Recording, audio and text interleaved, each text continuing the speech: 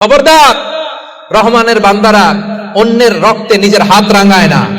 Keep in your mind Malakar ভাইয়েরা, অন্যের রক্তে নিজের হাত রাঙায় না। কিয়ামতের দিন আল্লাহ তাআলা সর্বপ্রথম বিচার করবেন এই রক্তের বিচার।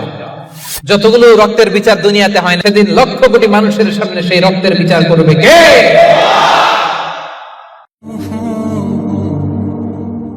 ওয়ালা ইয়াকতুলুনা আন-নাফসা আল্লাতী হারামাল্লাহু ইল্লা বিল হক। রহমানের বান্দারা অন্যায় ভাবে কাউরে মারে না, রহমানের বান্দারা হত্যা করে না, রহমানের বান্দারা কখনো খুনি হয় না, ঠিক কি না? ওয়ালা ইয়াকতুলুনা আন-নাফসা আল্লাতী হারামাল্লাহু ইল্লা বিল হক। খবরদার, রহমানের বান্দারা অন্যের রক্তে নিজের হাত রাঙায় না। Keep in your mind Malakar ভাইয়েরা, অন্যের রক্তে নিজের হাত রাঙায় না। ওয়ালা ইয়াকতুলুনা আন-নাফস, আল্লাহ নাফস শব্দ ব্যবহার করেছেন। প্রাণ হত্যা করে না, মানুষকে মারে না। রহমানের বান্দারা কোন প্রাণ হত্যা করে না, মানুষকে মারে না, প্রাণ বিনাশ করে না। এর কারণ মানুষ সব বানাতে পারে, প্রাণ বানাতে পারে না। কথা বলেন। মানুষ কম্পিউটার বানাতে পারে, মানুষ রকেট বানাতে পারে, মানুষ প্লেন বানাতে পারে। মানুষ কি তার মতো আরেকটা মানুষ বানাতে পারে? যেটা আপনি পারেন না, এটারে আপনি শেষ করবেন কেন? যেটা আমি বানাতে পারি না, সেটা আমি কেড়ে নিতে পারি? এজন্য খবরদার, রহমানের বান্দারা খুনি হয় না, অন্যের রক্তে নিজের হাতকে রাঙায় না। এটা বড় মহাপাপ।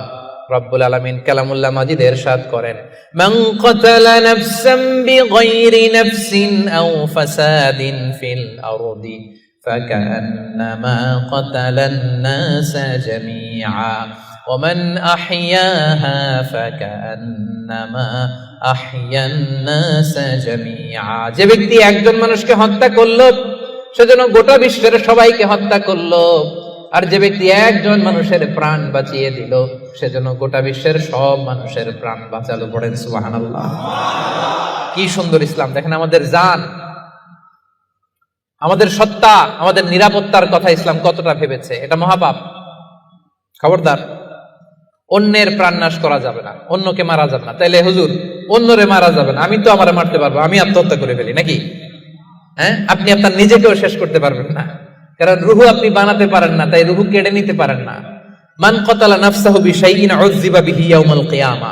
অন্যকে হত্যা যেমনি পাপ, নিজ হত্যা মানে আত্মহত্যাও মহাপাপ।